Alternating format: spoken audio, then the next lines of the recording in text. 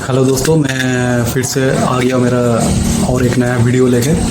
तो आज का टॉपिक बहुत ही इम्पोर्टेंट रहेगा, क्योंकि आज मैं आप लोगों को बताने वाला हूँ कि एक प्लानिंग इंजीनियर क्या होता है, क्या एक प्लानिंग इंजीनियर का रिस्पॉन्सिबिलिटीज़ क्या होता है, एक कॉन्ट्रैक्ट्स इंजीनियर क्या होता है, क्वांटिटी सर्वेयर क्या होता है। मैं इसीलिए इस बारे में बोलना चाह रहा हूँ क्योंकि मैंने देखा हूँ मैक्सिमम लोगों को इसके बारे में आइडिया नहीं है कि क्या है। लोग गलत समझ लेते हैं कि ये क्या है, उसका एक्चुअल एक डिफरेंस इन लोगों को कुछ मालूम नहीं है। बहुत लोग तो मैं देखा हूँ पहली बार सुन रहे हैं। तो ताकि सबका एक मतलब एक नॉलेज में ये चीज़ अपडेट हो जाए, इसलिए मैं ये बोल रहा हूँ। क्योंकि मैं अपना खुद के शिविर से मैं देख रहा हूँ बहुत किसी को मालूम नहीं है प्लानिंग इंजीनियर मतलब एक्चुअली क्या करते हैं क्या नहीं करते हैं। लेकिन वो देखते ज़रूर हैं कि प्लानिंग इंजीनियर का रिक्वायरमेंट आ रहा है, लेकिन एक्चुअली क्या है, क्या रिस्पॉन्सिबिलिटीज़ है, क्या स्कोप ऑफ वर्क है, ये इनको मालूम नहीं होता है। तो चलिए आज जान लेते हैं कि एक प्लानिंग इंजीनियर का क्या काम होता है और एक नॉर्मल सिविल इंजीनियर से क्या डिवीज़न होता है उनसे, मतलब क्या डिफरेंस होता है उनसे। तो सिविल इंजीनियरिंग को मेनली 3 डिवीज़न पे डिवाइड किया गया। एक तो एक डिज़ाइन डिवीज़न जो, दूसरा एक एग्जीक्यूशन डिपार्टमेंट जो, और तीसरा ये प्रोजेक्ट मैनेजमेंट डिवीज़न जिसमें planning engineer, contracts engineer, cost engineer, quantity surveyor ये सब आते हैं। तो पहले समझ लेते हैं एक डिज़ाइन डिवीज़न क्या होता है। डिज़ाइन डिवीज़न जैसे आप लोगों को सबको मालूम होगा, ये मुझे लगता है सबको मालूम होगा। डिज़ाइन इंजीनियर जो होते हैं, डिज़ाइन इंजीनियर एक रॉ डाटा एकदम प्रोजेक्ट शुरू होने से पहले वो रॉ डाटा लेके अपना डिज़ाइन एनालिसिस करते हैं, चाहे बिल्डिंग हो चाहे स्ट्रक्चर हो, मतलब हाईवेज हो, को लेके अपना सॉफ्टवेयर पे, जैसे डिफरेंट टाइप्स ऑफ सॉफ्टवेयर अभी आ गया है, ई टैब्स, स्टैट प्रो, इसको यूज़ करके वो स्ट्रक्चर के एनालिसिस करते हैं। ठीक है, एनालिसिस करना और साइजिंग करना दोनों में डिफरेंस होता है। ये एक्चुअल में टेक्निकल डिटेल पे नहीं जा रहा हूँ, लेकिन ये मैं आप लोगों को बता दे रहा हूँ आप लोगों को जानकारी के लिए। एनालिसिस करना और एक डिज़ाइन की साइजिंग करना दोनों में डिफरेंस होता है। तो एनीवेज वो लोग एनालिसिस करने के बाद जब लोड चेक करते हैं, एनालाइज करके देखते हैं कि ऐसा लोड पड़ता है, तो उस लोड को वो फिर उस लोड के हिसाब से वो स्ट्रक्चर को साइज करते हैं। ठीक है, मैं शॉर्ट पे ये ख़त्म कर रहा हूँ क्योंकि नॉन टेक्निकल वालों को कुछ समझ में नहीं आएगा, ज़्यादा डिटेल में जाएंगे। तो मैं इन शॉर्ट में बोल दे रहा हूँ, वो लोड के हिसाब से बिल्डिंग के ऊपर या ब्रिज के ऊपर या फिर रोड हाईवे के ऊपर कैसा क्या लोड पड़ेगा वो एनालाइज करके वो उसका डेप्थ बोलिए, बीम का डेप्थ बोलिए, स्लैब का डेप्थ बोलिए, या फिर कॉलम का साइज़ बोलिए, सब कुछ डिटरमाइन कर लेते हैं। ठीक है, तो वो वहाँ तक एक डिज़ाइन इंजीनियर का काम हो जाता है। ठीक है, वो एक साइजिंग करने के बाद वो ड्राइंग बना के डिटेलिंग करके उसको साइट पे एग्जीक्यूशन डिपार्टमेंट के ऊपर हैंड ओवर दे देते हैं। After approval from any recognised institutes like IIT और फिर NIT, ये गवर्नमेंट अप्रूव कोई इंस्टीट्यूशन से अप्रूव करने के बाद वो साइट पे एग्जीक्यूशन के लिए चले जाते हैं। अब आते हैं एग्जीक्यूशन डिपार्टमेंट में। ये एग्जीक्यूशन डिपार्टमेंट वो वाला डिपार्टमेंट है जो मैं एकदम गारंटी के साथ बोल रहा हूँ, आप लोग 80% इसी डिपार्टमेंट से, आपके आस पड़ोस में या दोस्त रिश्तेदार जो भी हो, इसी डिपार्टमेंट से देखते हैं। इस डिपार्टमेंट में एग्जीक्यूशन डिपार्टमेंट में साइट इंजीनियर, सीनियर इंजीनियर, फिर साइट इंचार्ज, फिर क्वालिटी इंजीनियर्स, ये सब लोग, ये सब पोस्ट आप लोग सुने ही होंगे, ये सब इस डिवीज़न में आते हैं। इनका काम ही वही होता है, जो डिज़ाइन बन के आता है उसको एग्जीक्यूट करना साइट पे। क्योंकि डिज़ाइनर तो डिज़ाइन करके दे दिया, ऐसा लेआउट होगा, वैसे आर्किटेक्चर ने बोल दिया ऐसे लेआउट होगा, ये साइज़ होगा, वो साइज़ होगा, ऐसे करके तो दे दिया। अभी उसको तो साइट पे तो उसको अप्लाई करना पड़ेगा ना, एग्जीक्यूट करना पड़ेगा। तो उस हिसाब से कौन देखभाल करते हैं ना, साइट इंजीनियर से एग्जीक्यूशन डिपार्टमेंट करते हैं। तो वो कि ड्राइंग से अकॉर्डिंग कॉन्ट्रैक्टर, सब कॉन्ट्रैक्टर जो होते हैं ये ड्राइंग को फॉलो कर रहे हैं कि नहीं, एक फुटिंग के दोनों फुटिंग के बीच में जो मतलब फुटिंग का लेआउट होता है वो सही से हो रहा है कि नहीं। एकदम बेसिक चीज़ है, थोड़ा रफ जॉब है, मतलब थोड़ा फिजिकली आपको टफ होना पड़ता है, जैसा आप लोग देखे होंगे, सुने होंगे इसमें आपको, क्योंकि इसमें धूप, मिट्टी, पानी, तूफान, बारिश सब में इसमें काम करना पड़ता है। इसमें कोई एक्सक्यूज़ नहीं चलता है कि आज बारिश हो रहा है, तूफान हो रहा है, गर्मी है ज़्यादा है, ये सब कुछ नहीं चलता है इसमें, क्योंकि इसका काम ही वैसा ही है। आपको 24 घंटे काम करने के लिए रेडी होना पड़ता है इसमें। तो क्वालिटी, इसमें क्वालिटी इंजीनियर्स भी होते हैं। क्वालिटी इंजीनियर जैसे आपका सिविल का जो मटेरियल्स होते हैं वो चेक करना, क्वालिटी इंश्योर करना कि राइट क्वालिटी में, ठीक है। ये हर तीनों डिपार्टमेंट का अलग अलग प्रमोशन पॉलिसी है, ठीक है। तो एग्जीक्यूशन में जैसे मैनेजर होते हैं, सीनियर मैनेजर होते हैं, क्वालिटी में भी मैनेजर होते हैं, सीनियर मैनेजर होते हैं। तो ये अलग अलग, कुछ कंपनी में जैसे तो सब मिक्स हो जाते हैं, लेकिन ज़्यादातर आप अच्छे कंपनी में जाएंगे तो हर डिवीज़न में एक प्रमोशन होता है। Assistant manager, manager quality, assistant manager quality, फिर नॉर्मल एक जो कुछ लिखा नहीं होता है मैनेजर या सिर्फ मैनेजर या सीनियर मैनेजर जो होते हैं, ये सब एग्जीक्यूशन डिपार्टमेंट में ओवरऑल पढ़ते हैं। इनका काम ही रिलेटेड होता है साइड पे एग्जीक्यूशन को आपको ओवरऑल सुपरवाइज करना, और या तो फिर बोल सकते हैं इंश्योर करना। तो थर्ड चीज़ में मैं आ रहा हूँ वो है हम लोग का प्रोजेक्ट मैनेजमेंट टीम।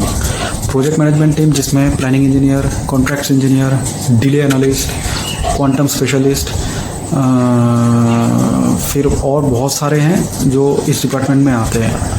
तो अभी आप बोलिएगा तो इसका क्या काम होता है फिर ये डिपार्टमेंट का। ये देखिए, प्रोजेक्ट मैनेजमेंट लेवल पे आपको प्रोजेक्ट को मैनेज करना होता है, इंश्योर करना होता है कि ये प्रोजेक्ट स्मूथ रन कर रहा है कि नहीं। अगर नहीं कर रहा है तो आपको स्मूथ रन कराना है। कैसे कराना है वही आपको पोस्ट ग्रेजुएट में आपको पढ़ाया जाता है मैनेजमेंट के सब्जेक्ट्स में। तो कैसे आप एक्टिविटीज़ को सीक्वेंस करेंगे, सीक्वेंशियली अरेंज करेंगे ताकि ये प्रोजेक्ट स्मूथली चले with minimum hindrance in the process. Hindrance तो देखिए हर चीज़ में हिंड्रेंस आता ही है, वो आपको कैसे मैनेज करना होगा वही आपका पढ़ाया जाता है। तो या फिर आपके एक्सपीरियंस से आपको वो सब चीज़ टैकल करना होता है। तो और डिटेल में जैसे मैं बोल लेता हूँ, एक प्लानिंग इंजीनियर इसमें जो होता है, प्लानिंग इंजीनियर का काम वही होता है शुरुआत से कॉन्ट्रैक्ट या फिर एग्रीमेंट जो होता है वो पढ़ना, बहुत बढ़िया से पढ़ना। आपको शायद मालूम ही होगा कॉन्ट्रैक्ट एग्रीमेंट क्या होता है। तो वो बहुत पेजों का होता है, 700-800 पेजेस का होता है। तो आपको केयरफुली पढ़ना पड़ेगा। वो पढ़ के उसमें आपका वर्क का स्कोप, मेन स्कोप जो होता है वो क्या है वो समझना पड़ेगा। एग्रीमेंट में जो कंडीशंस ऑफ कॉन्ट्रैक्ट होते हैं, स्पेशल कंडीशंस ऑफ कॉन्ट्रैक्ट होते हैं, वो आपको पढ़ना पड़ेगा कि क्या क्लॉज में हम दोनों पार्टी में एग्रीमेंट हुआ है, वो आपको ध्यान में रखना पड़ेगा वो सब चीज़। तो फिर कॉन्ट्रैक्ट केयरफुली पढ़ना, स्कोप ऑफ वर्क को समझ के उस हिसाब से आपको पूरा प्रोजेक्ट को एक स्मॉलर डिवीज़न में डिवाइड करना होता है। फिर एक स्ट्रक्चर को अलग अलग कोड दिया जाता है फॉर ईज़ ऑफ प्लानिंग, ठीक है। बहुत जगह में नहीं दिया जाता है वो उसका मैटर है, लेकिन ज़्यादातर अच्छे जगह में अब मैं अगर बात करूं तो प्रोजेक्ट को बहुत मतलब नंबर ऑफ स्ट्रक्चर्स पे या डिवीजन पे डिवाइड किया जाता है ताकि प्लानिंग करने में आसानी हो, या फिर ढूंढने में कुछ भी चीज़ ढूंढना होता है तो उसको इसलिए स्मॉलर डिवीजन में या विथ कोडिंग किया जाता है। कोडिंग मतलब मैं वो आईटी वाला कोडिंग नहीं बोल रहा हूँ, मतलब उसका कोड दिया जाता है। जैसे 1A हो _1 आप मान लीजिए, या बिल्डिंग 1 जो हो गया वो बिल्डिंग 1 को आप B1 ऐसे करके कोडिंग करके छोटा छोटा पार्ट में ये अपना इंटरनल यूज़ के लिए किया जाता है, ठीक है। तो जैसे एक ये हो गया, आपको फिर होता है, फिर आप कॉन्ट्रैक्ट पढ़ लिए, आप स्ट्रक्चर को न्यूमरस डिवीजन में डिवाइड कर लिए। फिर आपको क्या काम होता है, एक शेड्यूल एक्टिविटीज़, इतना सारा जो काम एक बड़े प्रोजेक्ट में बहुत सारे एक्टिविटीज़ होते हैं, 4000, 5000, 10,000, 16,000। तो उसको आपको सिक्वेंशियली आपका नॉलेज प्रोजेक्ट मैनेजमेंट या मैनेजमेंट के स्किल्स यूज़ करके सीक्वेंस किया जाता है, उसको अरेंज किया जाता है आपस में, कौन सा आगे होगा कौन सा पीछे होगा। तो ये कागज़ कलम में नहीं होता है, तो ये इसलिए आता है यहाँ पे ओरेकल प्राइमेरा का रोल। इसलिए यहाँ पे प्लानिंग में जो भी आते हैं या फिर कॉन्ट्रैक्ट्स में जो भी रहते हैं उसको ओरेकल प्राइमेरा जानना बहुत मैंडेटरी होता है। इसलिए क्योंकि एक शेड्यूलिंग सॉफ्टवेयर होता है जिससे आप इतना सारे एक्टिविटीज़ को शेड्यूल करते हैं। तो जब से आप शेड्यूल कर दिए हैं इतना सारे एक्टिविटीज़, अब शेड्यूल करने के बाद उसको फिर आपको प्रोग्राम अपना सेट कर लिया कि ऐसा होगा वैसा होगा। आप अपने क्लाइंट के साथ वो प्रोग्राम शेयर करते हैं कि हम लोग ने अपने हिसाब से ऐसे शेयर किए हैं, क्या is it okay, do you agree with this. तो वो लोग जैसे उसको पास करा देते हैं कि प्रोग्राम को हाँ ठीक है कि आगे का प्रोजेक्ट ऐसे चलेगा, तो इस प्रोग्राम से इस शेड्यूल के हिसाब से चलेगा। तो वो प्रोग्राम फाइनल हो जाता है, फाइनलाइज होता है, उसी को प्रोजेक्ट के ऑनगोइंग में कंस्ट्रक्शन फेज़ में उसको फॉलो किया जाता है फिर। तो फिर उसके बाद में भी आप प्लान करके उसको सेट कर दिए, उसके हिसाब से फॉलो हो रहा है। अभी आपको फिर आता है कंट्रोल वाला पार्ट वहाँ पे प्लानिंग का, और एक पार्ट होता है अच्छा, मतलब बहुत इंपॉर्टेंट पार्ट होता है वो कंट्रोल। जैसे आप कोई आपका शेड्यूल से बाहर बहुत टाइम ऐसा होता है कि एक्टिविटी साइट पे एक अलग रिदम में चल रहा है, आपका एक शेड्यूल अलग रिदम में है, तो उसको आपको इंश्योर करना होता है, कंट्रोल में लाना शेड्यूल के हिसाब से। वो आप कैसे करेंगे वो कोई नहीं सुनेगा, लेकिन आपको लाना है कि आप इसके लिए आप मैं थोड़ा कुछ स्टेप्स बता देता हूँ। जैसे कि आपको रेगुलर बेसिस पर मीटिंग करना होगा साइट का, आपका जो इंचार्ज होंगे, साइट जो मैनेजर्स होंगे आपका साइट का एग्जीक्यूशन डिपार्टमेंट में, उनके साथ हर वीक या हर मंथली आपको मतलब मीटिंग पे बैठना पड़ेगा कि क्यों आप शेड्यूल फॉलो नहीं कर रहे हैं, क्या दिक्कत है, क्या ये सब कुछ आपको कंटिन्यूस मतलब प्रोसेस में रहना पड़ेगा, ताकि आपको क्यों मतलब आप उसको शेड्यूल पे अपना जो प्लान शेड्यूल है, अप्रूव शेड्यूल है, उसमें डाल सकें। या अगर कुछ प्रॉब्लम है तो प्रॉब्लम सॉल्व करके उसको शेड्यूल में डालना पड़ेगा।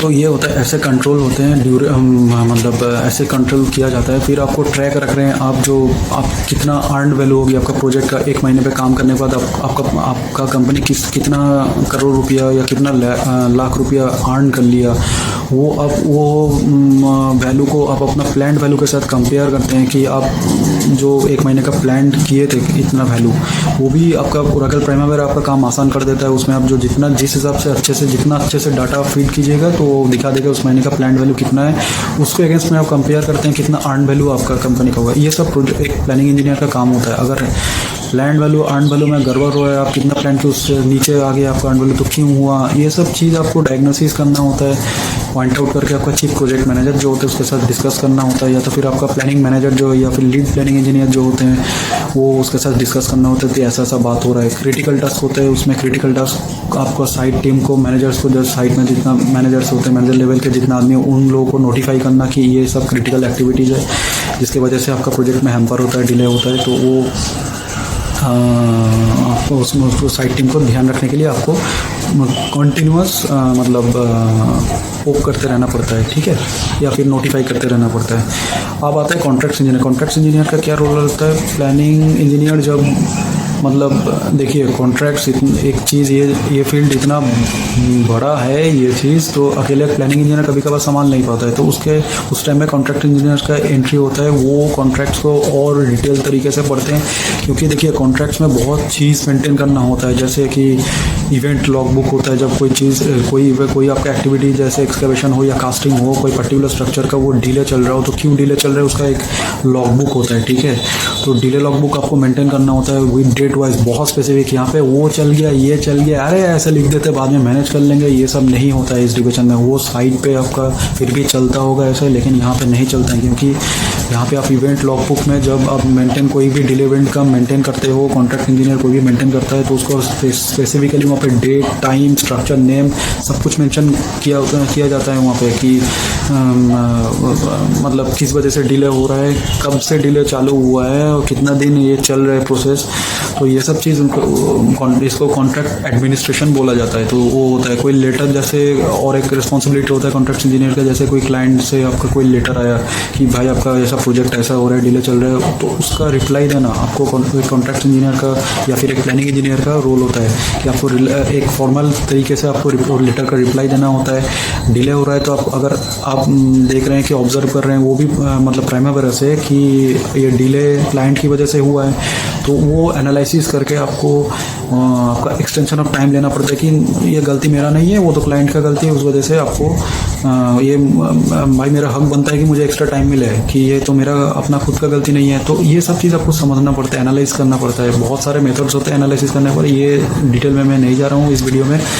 तो वो सब एक कॉन्ट्रैक्ट इंजीनियर का काम होता है। फिर जो कॉन्ट्रैक्ट के हिसाब से कुछ हो रहा है कि नहीं, कोई साइट पे डिस्प्यूट हो गया तो आप उसमें भी कॉन्ट्रैक्ट में डिटेल पे लिखा होता है कि इतना तक आप लोगों का हक है, इतना मतलब रिस्पॉन्सिबिलिटी है, ये आप कर सकते हैं, वो ऐसा होगा तो वैसा करना है। आपको एक आइडिया होगा इसके बारे में, एग्रीमेंट में ये सब लिखा होता है। तो वो सब चीज़ सब कुछ एडमिनिस्टर करते हैं कॉन्ट्रैक्ट इंजीनियर। तो ये सब चीज़ आपको मेरे ख्याल से जो भी जूनियर्स होंगे या जो भी नॉन टेक्निकल के होते हैं, क्योंकि उनके कोई रिश्तेदार भाई जो भी है इस फील्ड में आना चाहे तो ये सब चीज़ उनके जानकारी में, मैं इसलिए बोल रहा हूँ कि जानकारी में होना चाहिए कि सिविल मतलब वही नहीं कि साइड पे जाके खाली टेप पकड़ के नापना होता है धूप मिट्टी में, सब कुछ होता है सिविल में।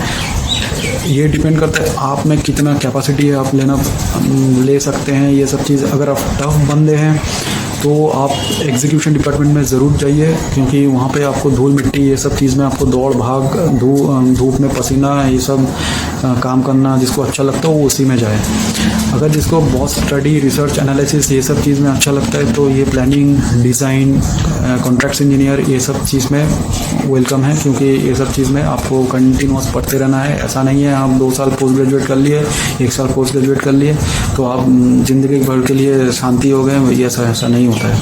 इसमें कंटिन्यूस आपको पढ़ते रहना पड़ेगा। बहुत सारे HCL जो सोसाइटी है, सोसाइटी ऑफ कंस्ट्रक्शन लॉज, वहाँ से आपको मतलब बहुत सारे न्यू अपडेट आते हैं रूल्स कि कैसे आप डिले एनालिसिस करते हो, ये करते हो, तो ये आपको वो सब चीज़ अपडेट रहना पड़ता है, ठीक है।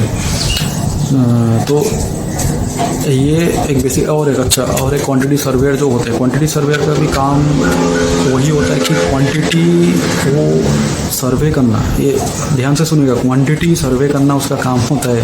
सर्वे वो सर्वेयर नहीं जो रास्ते में आप देखते होंगे, जो मशीन लेके TS मशीन लेके आप देखते रहते हैं, वो सर्वेयर नहीं है, वही ये अलग सर्वेयर है। क्वांटिटी के लोग खेलना इसका काम होता है।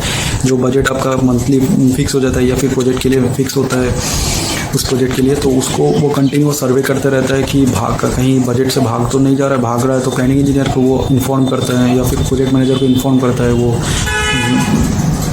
तो ये उसका एक काम होता है। फिर रेट एनालिसिस करना, जैसे टेंडरिंग बिडिंग प्रोसेस के लिए आपका ये रेट एनालिसिस ज़रूरी पड़ता है। तो ये क्वांटिटी सर्वेयर का काम होता है, वो रेट एनालिसिस करके दे ताकि आदमी नया कोई प्रोजेक्ट का बिडिंग प्रोसेस में आसानी हो। तो आशा करता हूँ मैं दोस्तों आप लोगों को ये वीडियो नॉलेज कुछ अपडेट किया होंगे, क्योंकि मैं ये वीडियो बहुत ख़ास रिक्वेस्ट से मैं बना रहा हूँ, क्योंकि मैं बहुत शॉक्ड हूँ। बहुत कोई किसी को देख रहा हूँ इसके बारे में आइडिया ही नहीं है प्लानिंग। एक लोगों के दिमाग में ये बैठा हुआ है सिविल में कोई कुछ मतलब ऐसे वाइट कलर जॉब होता नहीं, ऐसा बात नहीं है। सिविल में वाइट कलर चीज़ भी है और जिसको वो बोलते हैं कि डर्टी कलर वो भी काम है। जिसको जैसा पसंद, जिसको जैसा सूट हो वो आप जा सकते हैं। अगर आप वाइट कलर में आना चाहते हो तो बहुत सारे रास्ते हैं। तो ये जैसे मैंने ये सब 2 डिपार्टमेंट का नाम जैसे मैंने बोला, प्लानिंग का और एक डिज़ाइन का। दूसरा, आपको अगर बैठ के काम करना डेस्क जॉब अच्छा नहीं लगता हो तो आप बेशक ये जो क्वालिटी कंट्रोल फिर साइट एग्जीक्यूशन ये सब डिपार्टमेंट है जो आप उसमें जा सकते हैं। आपको दिन भर भागते रहेंगे, आपको टफ सिचुएशंस में काम करने का मतलब आदत रहना चाहिए, या फिर कम से कम आप उतना टफ हो फिजिकली कि ये सब चीज़ झेल पाए। अब डिसीजन आप लोगों का जैसे आपको पसंद हो। एक हुआ वो रेपुटेड इंस्टीट्यूशन से तो बहुत एडवांटेजेस रहता है उसमें। अगर आप सिर्फ बीटेक हैं तो ऐसा नहीं है कि आपको मौका नहीं मिलेगा, आपको मौका मिलेगा बीटेक, लेकिन कोशिश करेंगे कि बीटेक आप अच्छे कॉलेज से करें, कोई अच्छा रेपुटेड कॉलेज, तो आपको एडवांटेज मिलता है ये सब डिज़ाइन फील्ड में। अगर आप डिप्लोमा वाले हैं तो आप बिल्कुल भूल जाइए डिज़ाइन फील्ड, क्योंकि कोई लेता नहीं है डिज़ाइन में। मैं इतना 9 साल में मैं अपना करियर में कभी मैंने देखा नहीं हूँ कि कोई डिप्लोमा वाले को डिज़ाइन में ले रहा है, मतलब डिज़ाइन फील्ड में डिज़ाइन एनालिसिस ये सब में कभी लेते हुए मैंने नहीं देखा हूँ। तो जो डिप्लोमा भाई है वो प्लीज़ अगर ये सब फील्ड में आप आना चाहते हो ये डिज़ाइन फील्ड में तो कम से कम बीटेक कर लो। अब आते हैं एग्जीक्यूशन डिपार्टमेंट में, क्वालिटी डिपार्टमेंट में। इसमें कोई आपका क्वालिफ़िकेशन का इतना मैंडेटरी चीज़ होता नहीं है। कुछ अच्छे कंपनी में देखा हूँ बीटेक लिख देते हैं, तो लेकिन ज़्यादातर हम लोग का इंडिया का ये कंट्री का जो हालत है इसमें डिप्लोमा वाले भी एग्जीक्यूशन में काम करते हैं, या कोई अच्छा बंदा हो जो 15-20 साल का साइट को मैनेज करना या साइट का ये सब कामों में एक्सपीरियंस होता है तो उसको भी लिया जाता है, ठीक है। तो ये मोटा मतलब ओवरऑल ये एग्जीक्यूशन डिपार्टमेंट में कोई ऐसा मतलब मैंडेटरी चीज़ नहीं होता है कि बीटेक ही होना चाहिए या फिर ऐसा वो डिग्री होना चाहिए। यहाँ पे आप तीनों डिप्लोमा, बीटेक, एमटेक सब कोई काम कर लेता। मैं ये अपना एक्सपीरियंस से बता रहा हूँ, मैं देखा हूँ। अब आते हैं प्रोजेक्ट मैनेजमेंट टीम में। यहाँ पे आपको मिनिमम बीटेक हुए तो मतलब मिनिमम बीटेक आपको होना ही पड़ेगा।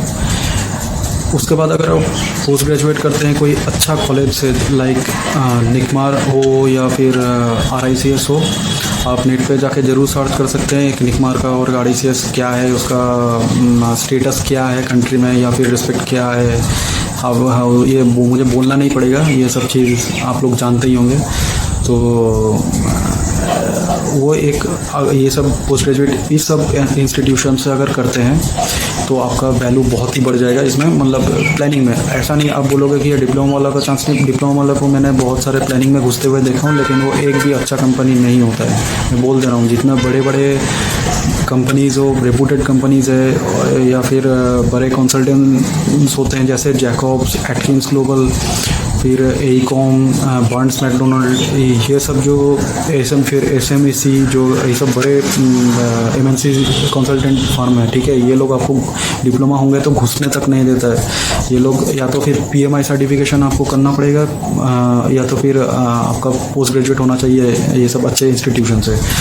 अच्छा, तो दूसरा अभी और एक टॉपिक पे आते हैं कि ये निकमार से आपको पोस्ट ग्रेजुएट क्या मतलब सब कोई कर सकता है, सब कोई नहीं कर सकता है। यहाँ पे मिनिमम आपको ग्रेजुएट होना पड़ता है। ग्रेजुएट मतलब बैचलर्स डिग्री होना चाहिए, ये मीन कर रहा हूँ, बैचलर्स डिग्री होना चाहिए आपके पास, बीटेक हो। कोई ब्रांच का कोई फिक्स ऐसा नहीं होता है कि सिविल से होना चाहिए, इलेक्ट्रिकल से होना चाहिए, मैकेनिकल से होना चाहिए। आप कोई भी ब्रांच से हो, लेकिन आप इसमें अप्लाई कर सकते हैं। लेकिन ज़्यादातर IT वाले या कंप्यूटर साइंस या इलेक्ट्रॉनिक्स टेलीकम्युनिकेशन इसमें नहीं आएंगे। क्यों आए? क्योंकि ये एक्चुअली निकमार तो देखिए ये एक national institute of construction management and research institute है, specially for core branches and more specifically for the civil industry. तो इसमें तो वो IT कंप्यूटर साइंस ये सब आके क्या करेंगे पोस्ट ग्रेजुएट करके यहाँ पे, उनके लिए MBA सूटेबल है। तो यहाँ पे आपको NCAT एग्ज़ाम क्लियर करना पड़ता है। आप नेट में जाके निकमार का साइट में भी देख सकते हैं, आपको NCAT एग्ज़ाम क्लियर करना पड़ता है। 2 साल का कोर्स होता है ये पोस्ट ग्रेजुएट वाला प्रोग्राम। वहाँ पे पुणे वाला मेन कैंपस है और उसके बाद ऑल ओवर इंडिया में हैदराबाद में, दिल्ली में और गोवा में कैंपस भी है। और ये जो RICS का है ये MBA डिग्री देता है 2 साल का। ये MBA इन कंस्ट्रक्शन मैनेजमेंट है होता है, या और एक है MBA इन शायद रियल एस्टेट ऐसा करके कुछ है, आप साइट पे जाके देख सकते हैं, ठीक है। उसका ऑफिशियल जो साइट है RICS का उसमें जा सकते हैं। लेकिन मैं ये बोलूँगा कि आप बोलेंगे मैं तो जॉब कर रहा हूँ, मैं कैसे करूँ? तो ये निकमार से आपका वर्किंग प्रोफेशनल्स के लिए भी एक मतलब ऑनलाइन पोस्ट ग्रेजुएट का सिस्टम चालू हुआ है, तो वैसा भी आप ले सकते हैं। ऐसा बात नहीं है कि आपका वैल्यू डाउन हो जाएगा, क्योंकि जो लोग जॉब करते हैं जो हाई एक्सपीरियंस वाले हैं 6 years 7 years 8 years 9 years 10 years and अब ऐसे ही मतलब इसको वीकेंड में ऑनलाइन पोस्ट ग्रेजुएट प्रोग्राम कर लेते हैं। वो 1 साल का होता है, और जो अब मैं 2 साल का बोल रहा था वो आपका वहाँ पे कैंपस पे रह के आपको वो पढ़ना पड़ेगा। तो हम लोग का एक्सपीरियंस प्रोफेशनल्स के लिए नहीं हो सकता ना, कोई जॉब छोड़ के वहाँ पे पढ़ने जा नहीं सकता है। अब प्राइस और ये सब के लिए आपको फिर वेबसाइट में जाइए, आप वेबसाइट में देखिए। आखिर मैं यही बोलूँगा कि कॉस्टली है, बहुत ही ज़्यादा कॉस्टली है। पहले तो आप NCAT एग्ज़ाम अगर क्लियर कर लेते हैं तो फिर उसके बाद ये दोनों RICS और निकमार में दोनों ही चीज़ बहुत कॉस्टली है। तो लेकिन ये वैल्यू फॉर मनी अगर आप बात बोलेंगे तो निकमार से RICS से बंदे पोस्ट ग्रेजुएट करके बहुत हाई पोजीशंस में हैं आज इंडस्ट्री में, प्रोजेक्ट मैनेजमेंट डिपार्टमेंट में। तो मैं आप ऐसा नहीं है कि आप करके आपका ज़िंदगी मतलब डार्क हो गया या फिर करके कोई फ़ायदा नहीं हुआ, ऐसा मैंने किसी से बहुत कम से सुना, बहुत कम मैं बोल रहा हूँ, 2-3% बंदे से सुना होगा इंडिया में। तो इसका रेपुटेशन निकमार का जो है वो आप नेट में थोड़ा सर्च कीजिएगा तो आपको पता चल जाएगा क्या है। तो खैर छोड़िए ये सब बातें, अब और एक इंटरेस्टिंग टॉपिक पे आते हैं कि क्या ये प्लानिंग डिपार्टमेंट खाली सिविल का होता है? बिल्कुल नहीं, ये इलेक्ट्रिकल, मैकेनिकल और सिविल तीनों का होता है। बाकी इलेक्ट्रॉनिक्स टेलीकम्युनिकेशंस का या IT या इंस्ट्रूमेंटेशन ये सब का होता है कि नहीं मुझे मालूम नहीं। मैं जितना तक सुना हूँ और देखा हूँ इलेक्ट्रिकल, मैकेनिकल और सिविल ये तीनों का होता है। ये इतना तो मैं श्योर हूँ क्योंकि मैं अपने खुद का आंखों से देखा हूँ। ऐसा बात नहीं है, खाली ये सिविल के लिए है। तो और एक चीज़ मैं बोलना चाहूँगा, प्लानिंग में देखिए, प्लानिंग में आने के लिए आप ऐसा नहीं है साइड पे 10 साल काम किए, 5 साल काम किए, मुंह उठा के चले आए इसमें पोस्ट ग्रेजुएट कहीं से लेके, तो ये ऐसा नहीं है। दोनों के काम में बहुत फ़र्क होता है। जैसा मैंने पहले आपको वर्क रिस्पॉन्सिबिलिटीज समझाए हैं, इसमें उसके साथ साथ सॉफ्टवेयर का स्किल्स बहुत लगते हैं। जैसे आपको प्लानिंग में क्या बोलते हैं उसका, एक्सेल में एक्सपर्ट होना पड़ेगा, ठीक है, एक्सपर्ट, नॉट एवरेज या काम चलाने लायक ऐसा नहीं, एक्सपर्ट होना पड़ेगा। आप एक्सेल में यूट्यूब में जाइए या कोई कोर्स लीजिए एक्सेल में कि एडवांस एक्सेल क्या होता है इसमें, ठीक है। तो और दूसरा चीज़, या तो आपको प्राइमावेरा, ओरेकल प्राइमावेरा और या तो फिर एमएस प्रोजेक्ट, ये दोनों अच्छे से आना चाहिए। एमएस प्रोजेक्ट में सेकंड इसलिए बोला क्योंकि Primavera is the hottest thing right now, और you may say the hottest thing in right now in demand from industries या कंसल्टेंसी फर्म। बड़े जितना भी कंसल्टेंट फर्म है वो कोई आपका एमएस प्रोजेक्ट को मतलब उतना प्रायोरिटी नहीं देते हैं, सब प्राइमावेरा के पीछे दौड़ रहे हैं। तो ये आपको एक और दूसरा मतलब रिक्वायरमेंट हो गया सॉफ्टवेयर स्किल्स में। तीसरा आ गया कि आपको पीपीटी प्रेजेंटेशन देना बहुत अच्छे से आना चाहिए, क्योंकि प्रोजेक्ट मैनेजमेंट में पीपीटी प्रेजेंटेशन आपका रोज़ का काम बन जाएगा ये, ठीक है। आपको हायर ऑफिशियल्स के आपके अपने कंपनी में या फिर आपके क्लाइंट के सामने ये आपको पीपीटी प्रेजेंटेशन देना मतलब पड़ेगा ही पड़ेगा, हर हफ्ते हम बोलिए हर दिन भी हो सकता है। दूसरा बोल रहा हूँ, और एक चीज़ है स्किल्स जो मैं बोलूँगा, अगर आप बीआईएम में घुसना चाहते हैं, ये प्लानिंग का और एक एडवांस लेवल होता है बीआईएम। प्लानिंग मतलब ये चीज़ को और आगे लेके जा रहे हैं, जो ये अभी फ्यूचर है, अभी ये बीआईएम उतना बहुत मतलब वाइडली स्प्रेड नहीं हुआ इंडिया में, लेकिन इसमें आप आ जाएंगे तो आपको तो सॉफ्टवेयर, इतने सारे सॉफ्टवेयर सीखना पड़ेगा कि आप मत पूछिए। तो ये कुछ एडवांटेजेस है, डिसएडवांटेजेस है प्लानिंग का। जैसे कि देखिए, प्लानिंग का और एक मैं डिसएडवांटेज अभी बताता हूँ। प्लानिंग का डिसएडवांटेज, आप हर किसी कंपनी में ये प्लानिंग इंजीनियर नहीं रख पाते हैं, ठीक है। छोटा मोटा बहुत कंपनी होते हैं, छोटा प्रोजेक्ट हो, फैमिली मैनेज बिजनेस बहुत कोई करते हैं, कॉन्ट्रैक्टर्स होते हैं फैमिली मैनेज, मैंने देखा हूँ, वो सबसे मैं जॉब करके ही उभर के आया हूँ। तो वहाँ पे planning engineer, contract engineer, quantity surveyor कुछ नहीं रख पाते हैं, क्योंकि देखिए बजट से आपका इन सबका जो पोस्ट ग्रेजुएट करके आते हैं या अच्छा कॉलेज से करके आते हैं, तो वो लोग का सैलरी बहुत ज़्यादा होता है, तो फिर आउट ऑफ बजट हो जाता है, ठीक है। एक कंपनी का, छोटा कंपनी हो बड़ा कंपनी हो, वो अपना बजट जो फिक्स होता है उसी में काम करेंगे। तो इसलिए मैं बोल रहा हूँ ये एक डिसएडवांटेज होता है। जैसे आप मानिए कोई अपना कंपनी से प्लानिंग इंजीनियर का जॉब चेंज करना चाहते हो, तो आपको उतना ओपनिंग नहीं मिलता है, ठीक है। प्लानिंग इंजीनियर अभी धीरे धीरे बढ़ रहा है, अडॉप्ट कर रहे हैं, लेकिन आप हर किसी कंपनी में जाकर एडजस्ट नहीं कर पाइएगा। वहाँ पे छोटा कंपनी में क्या होता है मैं आपको बताता हूँ। वहाँ पे एक बंदे, एक्सपीरियंस बंदे को रख लेता है, 10 साल का हो, 9 साल का हो एक्सपीरियंस वाला, 15 साल का हो, उसी से सब कुछ करा लेता है, कॉन्ट्रैक्ट, प्लानिंग वैनिंग जो भी करना होता है। प्लानिंग का हो एक वैसा ही प्लानिंग होता है, वो अपना एक्सपीरियंस है, जो मन चाहे कर लेते हैं, उतना सॉफ्टवेयर रखते नहीं हैं, ऐसा चलता है। मैं देखा हूँ ऐसा ही, और मैं बहुत श्योर हूँ ऐसा ही छोटा मोटा कंपनी में ऐसा ही चलता हूँ। तो क्यों रखेगा भाई, मैं उनको मतलब भाई उसका जो बजट है, अगर बजट से ज़्यादा ही मतलब स्टाफ का सैलरी हो गया, ओवरहेड कॉस्ट ज़्यादा हो गया, तो फिर वो का क्या बिजनेस करने का क्या फ़ायदा है। तो यही है आपका दिक्कत, ये एक प्लानिंग इंजीनियर में, कॉन्ट्रैक्ट इंजीनियर में, जो सिलेक्टेड कुछ elite institution, elite consultant firms या बड़े कंपनी लाइक L&T सपोर्ट जी, ये सब को छोड़ के आप कहीं शिफ्ट नहीं हो सकते हैं। ये एक दिक्कत है प्लानिंग में और कॉन्ट्रैक्ट इंजीनियर, ये डीले एनालिस्ट, क्लेम एनालिस्ट, ये सब लाइन में। तो ये भी आप दिमाग में रखिए कोई भी लाइन चूज़ करने से पहले या कोई भी लाइन में आने से पहले। तो आशा करता हूँ दोस्त आप मेरा कि ये इन्फॉर्मेशन आप लोगों को बहुत हेल्पफुल रहेगा। आप कुछ भी, आपका कोई नया लड़का हो जो अभी पास आउट होने वाला हो या हो गया हो, चूज़ नहीं कर पा रहा हूँ कि किस तरफ जाना है, तो मैं उन सब के लिए या फिर उन लोगों के लिए मैं वीडियो भी बनाया था जिसको बिल्कुल आइडिया नहीं है सिविल के बारे में कि ऐसा भी डिपार्टमेंट होता है। तो बिल्कुल हो रहा है और ये चीज़ आगे में और बहुत डिमांड में आने वाला है। तो आप अगर इस में आना चाहते हो तो अभी से प्रिपरेशन कर लो, क्योंकि देखिए जो एक साइट का बंदा होता है, मैं भी साइट से ही उठ के आया हूँ, तो कितना मेहनत करना पड़ता है ये प्लानिंग में आने के लिए आपको नहीं पता, मैं समझा नहीं सकता हूँ। अगर आप वो चीज़ सिचुएशन में पढ़ेंगे तब आपको पता चलेगा कि ड्यूटी करते करते आपको ये सब स्किल बनाना एक्सेल पे, प्राइमवेरा पे कितना टफ होता है। आप ड्यूटी करने के बाद, वो भी साइड जॉब करने के बाद, ये वही बंदा समझ सकता है जो किया है।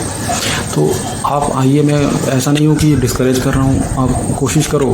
आपको अगर पढ़ना अच्छा लगता हो, आपको ये सब दिमाग चलाना आपको अच्छा लगता हो, white collar job, desk job अच्छा लगता हो, तो आप यू आर ऑलवेज वेलकम। तो ये था। और अभी नेक्स्ट वीडियो में मैं जैसे और डिटेल्स में लेके आऊँगा, थोड़ा ग्लिम्स में जो अपना प्रोजेक्ट में काम कर रहा हूँ उसका थोड़ा ग्लिम्स दूंगा, कैसे प्लानिंग और मॉनिटरिंग होता है, ठीक है। इससे आप लोगों को एक आइडिया होगा कि कैसे आपको अपने आप को तैयार कर सकते हैं इसके लिए, ठीक है। तो चलिए दोस्तों, आज के लिए इतना ही, ठीक है। नमस्कार।